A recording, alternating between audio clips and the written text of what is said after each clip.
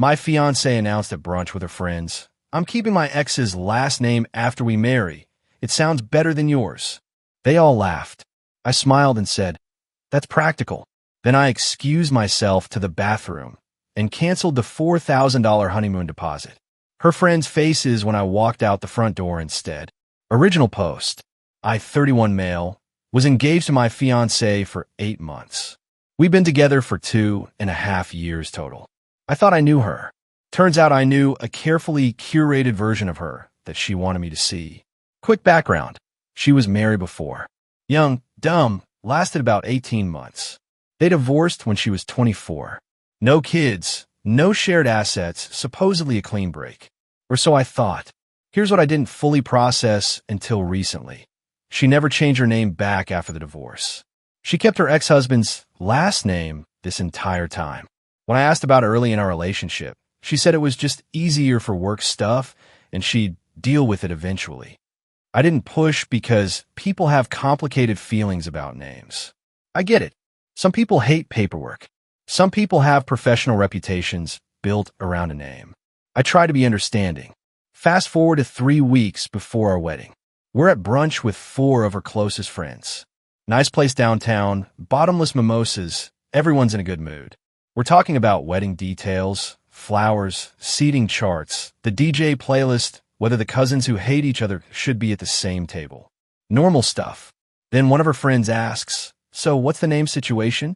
Are you hyphenating or going full traditional?" My fiancé laughs. Not a nervous laugh. A confident, already decided laugh. The kind of laugh that tells you someone's been waiting for the right moment to say something. "Oh, I'm keeping my current name," she says. "It just flows better. Sorry, babe, but your last name is kind of plain." I blinked. "Your current name? You mean your ex-husband's name?" "Well, yeah, but it's been mine for 5 years now. It's who I am professionally. All my licenses, my certifications, my LinkedIn, everything is under this name." And honestly, she looked at her friends like she was about to deliver a punchline everyone was waiting for. "His last name has a nice ring to it. Yours sounds like an insurance company or a tax firm." Her friends burst out laughing. All 4 of them. Like this was the funniest thing they'd heard all month. One of them actually choked on her mimosa. Her maid of honor, the one I'd actually thought liked me, literally said, "Oh my God, she's not wrong though. No offense. No offense." Sure, because that makes it fine. I sat there for a moment, just processing. My fiancée was planning to marry me while permanently keeping another man's name because it sounded better. And she announced this at brunch, in front of 4 of her friends. Like it was a joke we were all in on together. Like my feelings about it were irrelevant. I smiled. I don't know why. Maybe because my brain was already calculating exit strategies. "That's practical," I said. "Names are important. You should definitely keep the one that feels right to you." She looked relieved, almost smug. "See? I knew you'd understand. You're so chill about stuff like this. That's why I love you." "Totally chill," I said. "Hey, excuse me for a sec." Bathroom. I got up, walked past the bathrooms, and went straight out the back door to the patio where it was quiet. Pulled out my phone. Our honeymoon was a 10-day trip to an all-inclusive resort. Beachfront suite, couples massage package, the whole fantasy we'd been planning for months. We'd booked it 7 months ago. Total cost was about $8,200. I'd put down a $4,000 deposit from my own savings because she said she'd cover her half closer to the date. That date kept getting pushed back, by the way. First it was 3 months out, then 2 months, then after the wedding when things calmed down.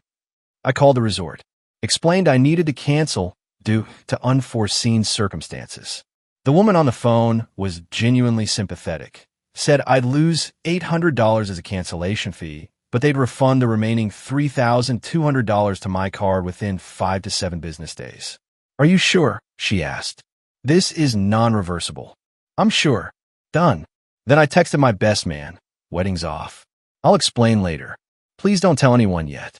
Need to figure out logistics." Then I walked back inside, but not to the table. I walked straight through the restaurant toward the front entrance. I could see our table from across the room.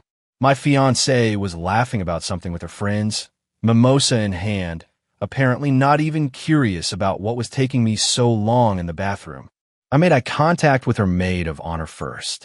She looked confused, then alarmed.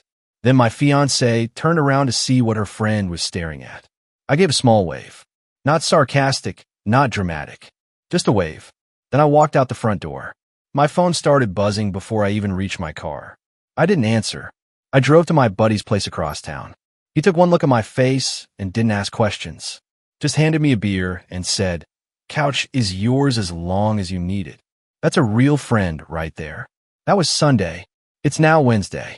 I've had 83 missed calls, approximately 200 texts ranging from "what is wrong with you" to "please just talk to me" to "you're going to regret this." And her mother left me a voicemail calling me a coward who can't handle a strong woman with her own identity. My fiancé's latest text, received about an hour ago. "You're seriously ending everything because of a joke about names? You need professional help. Also, the honeymoon deposit better not be affected by your little tantrum, or I swear to God, I will make your life difficult." Yeah, about that deposit. I'm not responding to anyone yet. I know I need to have an actual conversation eventually, but right now, I just need to process. And maybe figure out how I missed this many red flags for 2.5 years. Because looking back, this wasn't the first time she made me feel small in front of other people. It was just the first time I let myself see it clearly. Reddit, was I wrong to walk out like that? Part of me thinks I should have at least explained myself in the moment. But another part of me thinks, why? She said what she meant. Her friends agreed. They all thought it was hilarious at my expense. What exactly was there to explain? Update 1, 4 days later. Things have escalated significantly since my original post. Thank you to everyone who validated that I'm not insane. The number of people who said, "it's not about the name, it's about the disrespect," really helped me articulate what I was feeling. So here's what happened. Monday morning, my ex-fiancée showed up at my buddy's apartment. I don't know how she found out I was there. Probably tracked my phone location before I thought to turn off sharing. She was banging on the door at 7:45 a.m. while we were both trying to get ready for work. My buddy answered. I heard her say, "I know he's here. Tell him to stop acting like a child and come talk to me like an adult." My buddy said, "He's not accepting visitors right now. Maybe try calling ahead." She pushed past him into the apartment, literally shoved him aside with her shoulder. I came out of the bathroom to find her standing in the living room, arms crossed, looking like a manager about to fire someone. Her, "This is absolutely ridiculous. You walk out of brunch without a word, cancel our honeymoon behind my back, ghost me for 2 days straight, and I have to track you down like you're a missing person. Do you have any idea how embarrassing this is for me?" Me? Embarrassing for you? Her, yes. My friends think you had some kind of mental breakdown. My mom thinks you're emotionally unstable. I've had to make excuses for your behavior all weekend. Me? What excuses did you make exactly? Her, I told them you've been under a lot of stress at work, and you overreacted to a harmless joke. Which is true, by the way. It was a joke. About names. Normal couples joke about stuff like this constantly. I just looked at her. You announced, in front of 4 people, that you're keeping your ex-husband's last name because mine isn't good enough. Then everyone laughed at me. Together. That's not a joke between partners. That's you using me as entertainment. Her, "Oh my God, you're being so sensitive about this." I didn't say your name wasn't good enough. I said mine sounds better. There's a difference.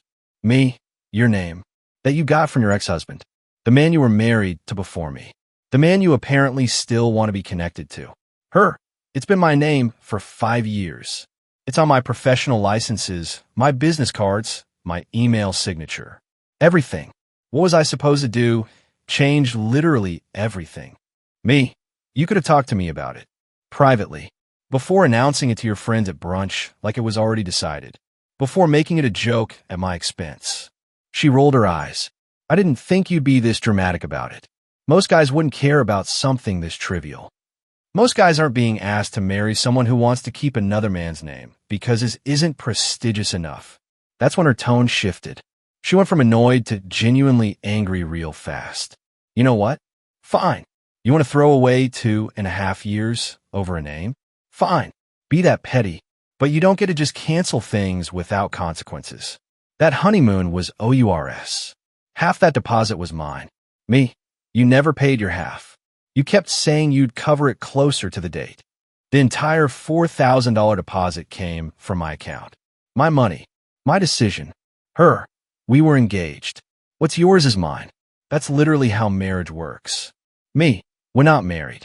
And apparently we're not going to be. So no, that's not how anything works. She stared at me for a long moment. Then she said something that genuinely made my jaw drop. I want to ring back. If you're not going to marry me, I at least deserve some compensation for wasting 2 years of my life on someone like you. The ring. The one I spent 3 months saving for. The one I custom designed with a jeweler because I wanted something unique for her. The one she was currently wearing on her finger while demanding I give her more. Me.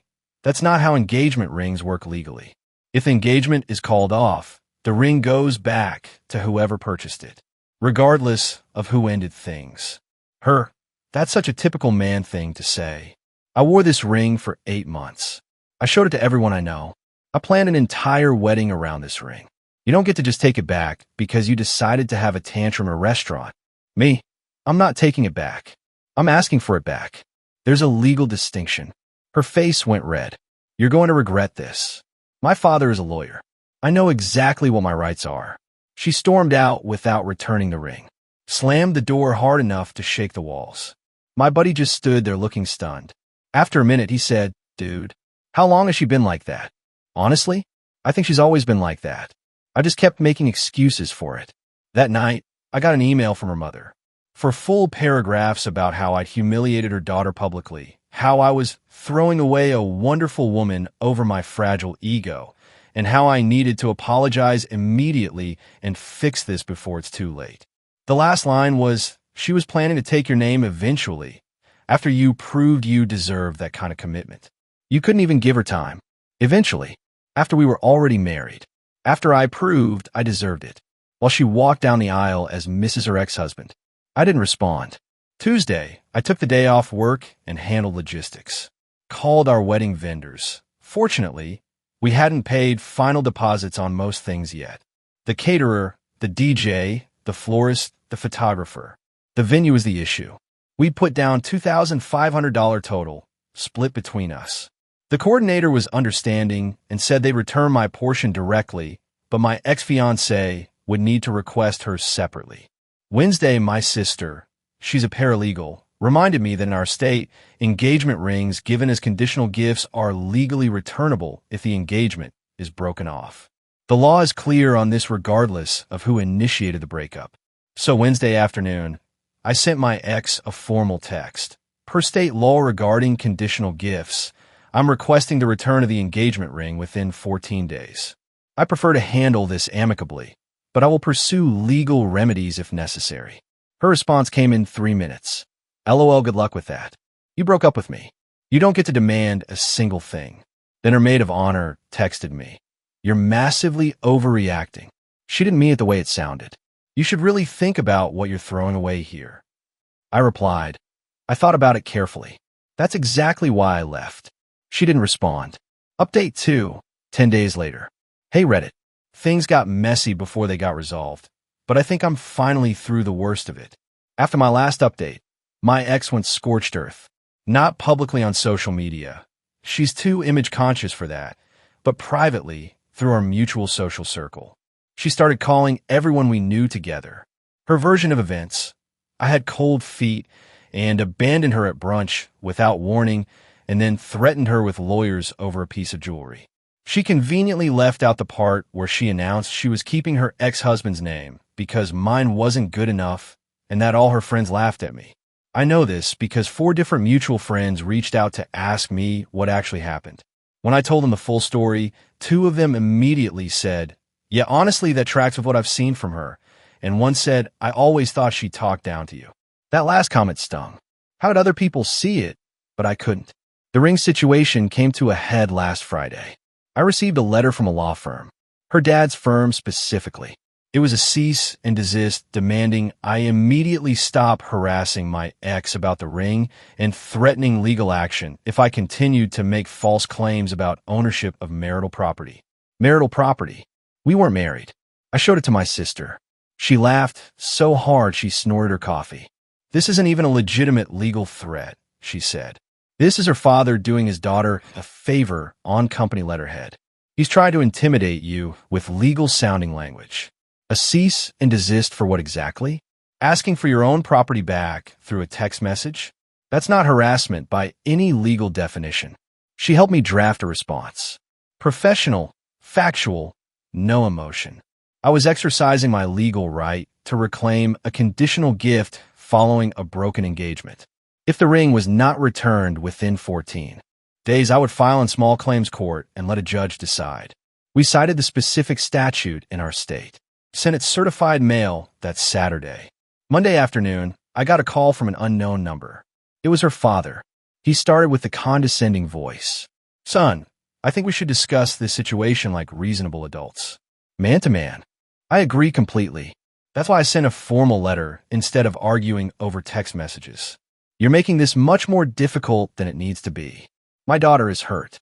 She feels completely blindsided by your decision. The least you can do is let her keep the ring as, let's call it closure. Emotional compensation.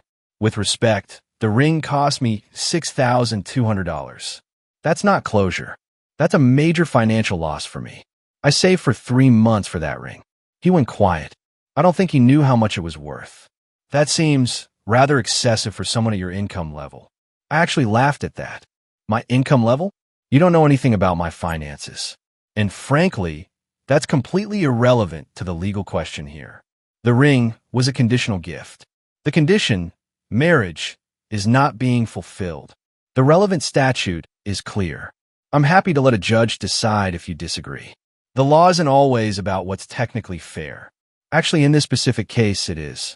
Your daughter received a gift conditional on marriage. No marriage, no gift. That's not complicated. He hung up on me without another word. Thursday, I got a text from my ex. First time she contacted me directly in almost a week. My father told me about your conversation. He says you're being completely unreasonable. I'm trying to heal and move on with my life, and you're making that impossible. Don't you have any basic human decency? I replied, I have plenty of decency. I also have receipts and a clear understanding of the law. Return the ring, and you'll never hear from me again. This can be over whenever you want it to be. Her, you would actually take me to court over jewelry? After everything we shared together? Me, you would actually keep a ring from a wedding that isn't happening? From a man you publicly humiliated? That seems stranger to me, honestly. Her, whatever. Fine. If you want it back that badly, come get it yourself. I'm not paying for shipping. I arranged to pick it up Saturday. Brought my buddy as a witness because I'm not stupid enough to show up alone.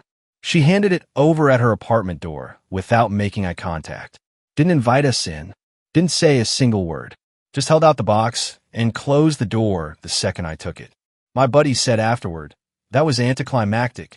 Maybe, but I'll take anticlimactic over dramatic any day of the week. Final financial tally. Engagement ring recovered. $6,200 value. Honeymoon deposit refund. $3,200. Lost $800 to cancellation fee. Venue deposit returned. $1,250, my half. Why lost? $800 honeymoon cancellation fee. About $350 in miscellaneous small deposits that weren't refundable. 2.5 years with someone who didn't actually respect me. That last one is the expensive part. But it was also an investment that was never going to pay off no matter how much more I put in. I found out through a mutual friend who works with my ex that she had already told her coworkers weeks ago that she was keeping her ex's name after the wedding. The brunch announcement wasn't her revealing a decision to me. It was her letting me know publicly in front of witnesses, so I couldn't argue about it in private. She'd already decided. The joke was just the delivery method. That realization hit different. Understanding that it was calculated, not spontaneous, not careless, deliberate. Final update, 3 weeks later. Last update. Promise. Things have settled into something resembling normal. Here's the final resolution. The ring is sold. Wasn't going to keep it. Too much associated baggage. Found a reputable jeweler who gave me $4,800 for it. Less than I paid, but better than expected for resale. That money went straight into my savings account. The venue eventually refunded my full portion after some back and forth. My ex apparently never bothered to collect hers. Don't know if she forgot, doesn't want to deal with the reminder, or just doesn't care about $1,250. Not my problem anymore. I moved back into my apartment last weekend. It felt strange at first. Lots of memories in that space. Her stuff was mostly already gone since she'd been gradually moving things to her place before the wedding anyway. I did a deep clean, rearranged all the furniture, bought some new artwork for the walls. It's starting to feel like my space again instead of our space. My ex and I haven't spoken since the ring exchange.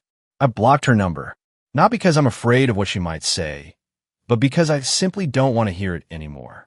Whatever narrative she's constructing, whoever she's blaming, it's not my concern. Through mutual friends, I heard she's been telling everyone that she dodged a bullet, that I was never going to be successful enough anyway, and she always knew deep down something was wrong. Which is interesting, because if that's true, why was she so desperate to get me back those first few days? Why did she send her father to negotiate with me? Why did everyone act like I was the one making a terrible mistake? People rewrite their own history to protect their self-image. I understand that impulse. Whatever helps her sleep at night. The thing that stayed with me most is something my sister said during one of our conversations last week. She asked me, did you ever actually feel like you were her first choice? Or did you always feel like you were convenient? I didn't answer her at the time, but I've been thinking about that question constantly. The truth is, I always felt like I was trying to prove something to her. Like I was perpetually auditioning for a role I could never quite earn. She'd make these little comments about my job not being prestigious enough, my apartment being too small, my friends being kind of basic, my hobbies being a waste of time, that weren't direct insults but weren't support either. Death by 1,000 small cuts over 2.5 years. The name announcement at brunch wasn't an isolated incident. It was just the loudest, most public version of something that had been happening quietly the entire relationship. She didn't actually respect me. She just needed someone who would put up with her while she figured out what she really wanted. Someone in the comments of my first post wrote, she didn't want a husband. She wanted an upgrade in lifestyle that came with a downgrade in name prestige. You were a convenient accessory, not an actual partner. That hurt to read at the time, but I think it was completely accurate. I'm not dating anyone right now. Probably won't be for a while. I need to understand why I stayed with someone who treated me that way for so long. Why I kept explaining away behavior that should have been deal breakers. Why I needed other people to point out what I should have seen myself. But I'm genuinely okay. Not pretending to be okay. Not white-knuckling through each day. Just actually honestly okay. My buddy told me yesterday that I seemed different. Lighter. Less tense. Like I was carrying something heavy for years and finally put down. I think he's right. For anyone reading this who's in a similar situation, where you're with someone who makes you feel small, who mocks you publicly and expects you to laugh along, who treats your contributions as obligations while treating their own preferences as sacred, you deserve better than that. You really do. And sometimes the best thing you can do is smile politely, excuse yourself to the bathroom, and walk straight out the front door instead. They'll figure it out eventually. But by then, you'll already